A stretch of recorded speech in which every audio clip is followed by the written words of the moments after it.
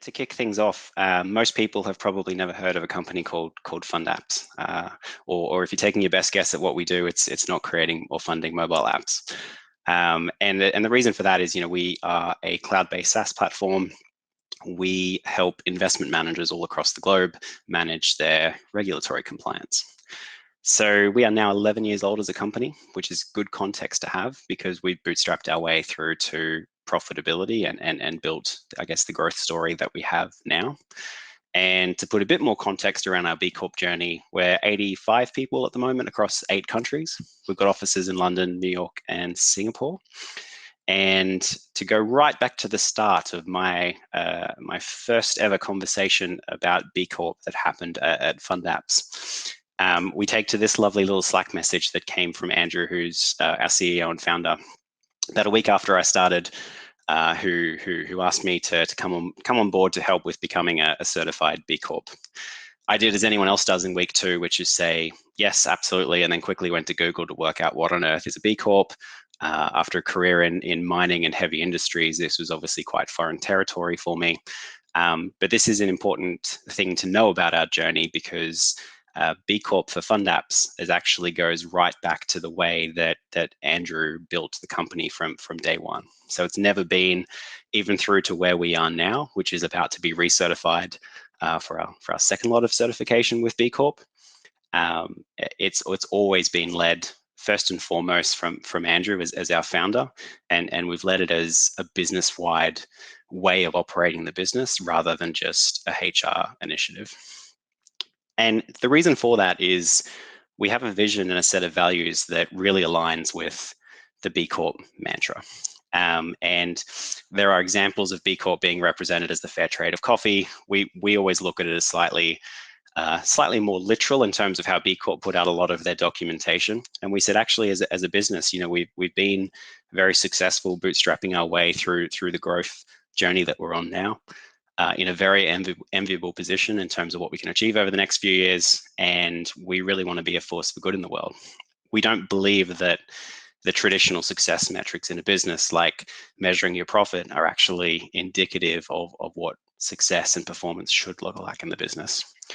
So our vision longer term is that in 20 years time, B Corps don't exist because it's actually the minimum standard that any business needs to be able to operate.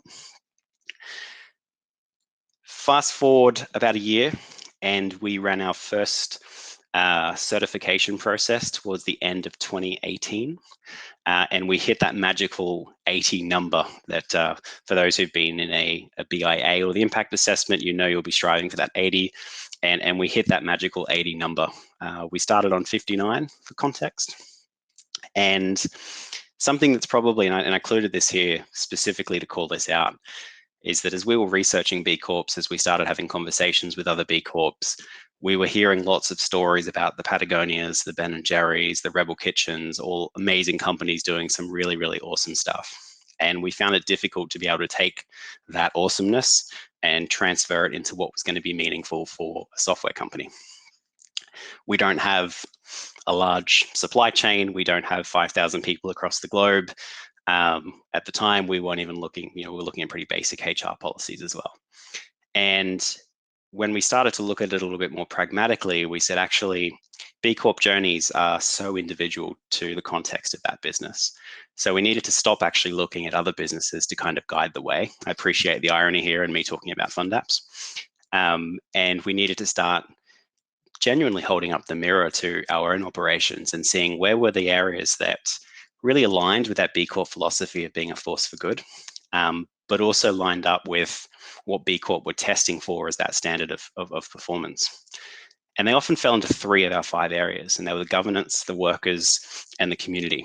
And that's probably unsurprising as to why our scores kind of show that. That's not to say that we go around and not practice any environmental standards, or obviously our customers tab looks a little bit weird here, but this was the old B Corp assessment where you had to qualify the company under the customers tab, and we didn't qualify. So we couldn't actually play in that ballpark at all. But what we looked at was, as from an environmental perspective, we're a company which has 3 offices, 2 of them in co-working spaces and 1 of them in as a sublet. We don't have very complex supply chains. If you look at our vendor list, some of them are small businesses down the road that we buy our toilet paper from. And, you know, the environment category was really something that we knew was going to be important to us as we grew, but was not the area that was going to be the most meaningful impact that we could make as part of that kind of B Corp philosophy. Now, fast forward again 3 years, and we're just about to resubmit for recertification. It looks a bit different because it's the new B Corp assessment, the one that's current now if you've got your BIA access. And we're hopeful in a conservative world we'll get just under the kind of 100 point mark. Similar kind of mantra though, which is let's look at the areas that we know are fundamental to our growth and also align with that kind of B Corp philosophy. They shouldn't be separate. I guess the most logical question then is, well, how do you actually get those points? How do you make those meaningful changes that happen within the workplace? And I could give you a big long list of the 200 questions and how we filled them out and a whole lot of different initiatives, but there were a few I wanted to call out in particular that, again, exist within the context of FundApps, but might prove, I guess, some form of inspiration to think about what are the logical things within everyone else's business that they may be able to apply that similar kind of philosophy or mindset. Financial transparency. If you're a big company, obviously this goes through Companies House and you can put up a whole bunch of stuff in the UK in your financial statements. We interpreted that as a small growing company as every 6 months standing up in front of the entire company and presenting basically an open book of our financial performance. Now, on very surface level, great for people to be able to know in terms of how we actually make our money, what the good half years look like and the not good half years look like, where we spend our money, what our margins look like, how much profit we make. All of them are very helpful things for very curious, people in an organization to know. The indirect benefit of this is that it encourages ownership. If people know how we spend our money, if we know that we're running a particularly tight margin, it encourages that same ownership you'd see in a business owner or a shareholder as what you might in somebody who might be a recruiter or one of our client success people or a developer. So the indirect benefit for us, something we've now been doing for 3 years, is that we believe transparency is infectious in a way. The more transparency you can provide on things like this, the better transparency you get back in terms of decision making and how aligned that is to your actual performance. Our workers tab, if you'd ever go onto our FundApps website, you would probably see a lot of stuff that we write about this.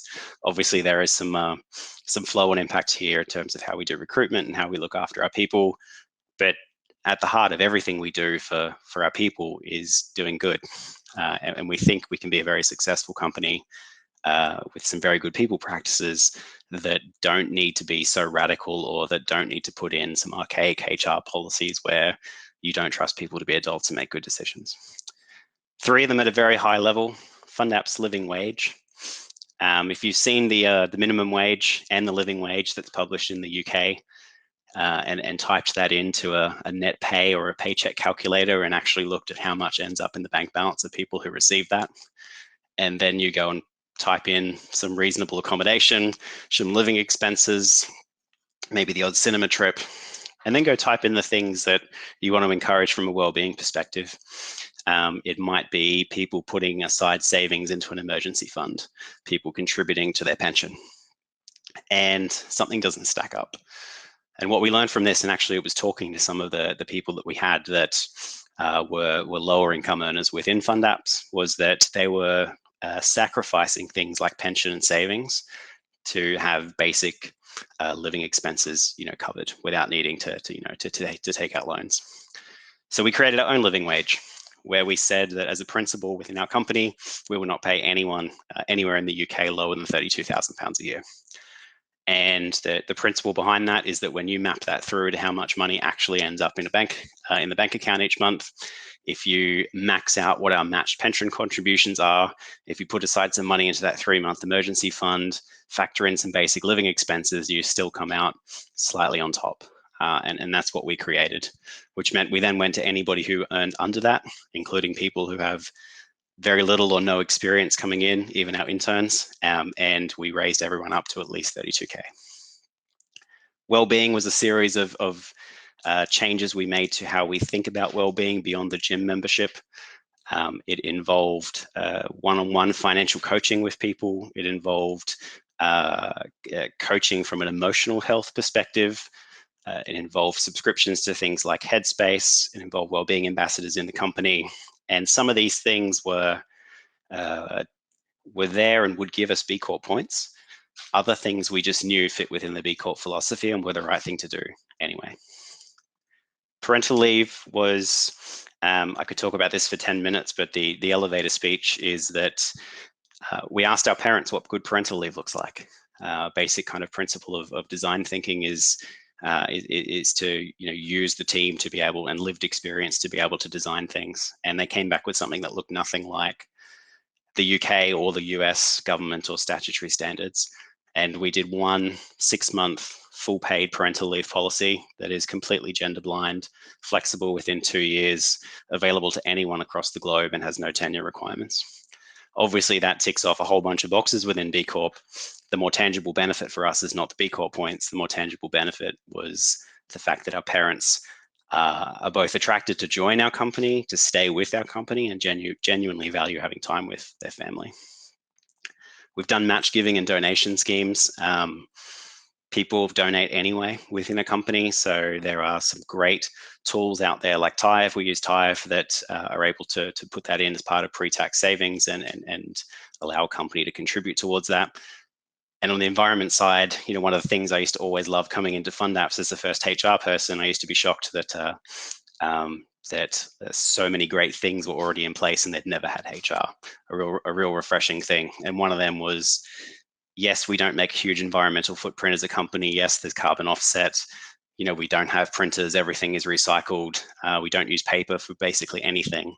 But the real kicker for me was being able to make time for everyone across the company in big groups to be able to go out and actually get back into the environment and do some good on the ground, so to speak.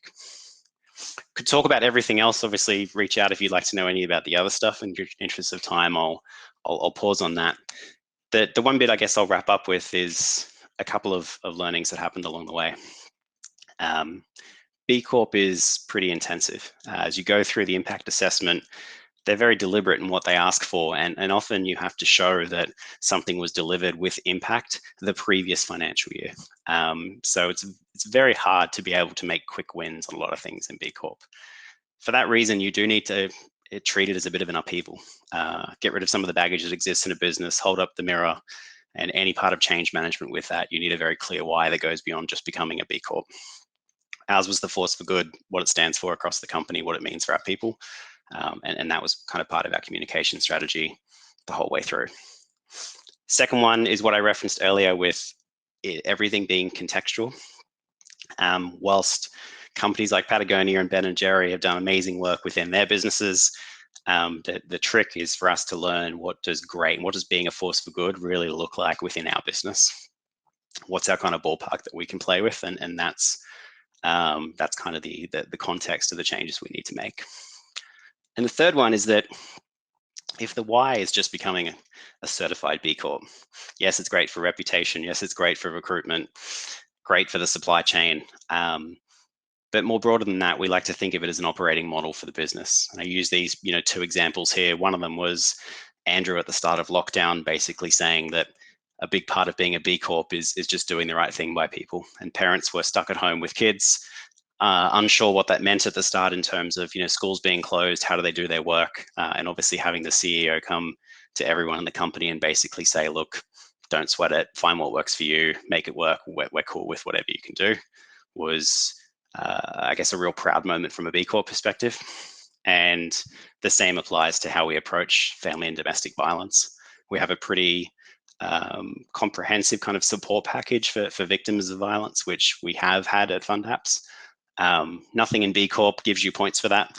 Doesn't mean it's not the right thing to do. So the final lesson, and I think the biggest one, is that for us, B Corp has always been the operating model for the business and how we run the company, not just a certification we do every 3 years.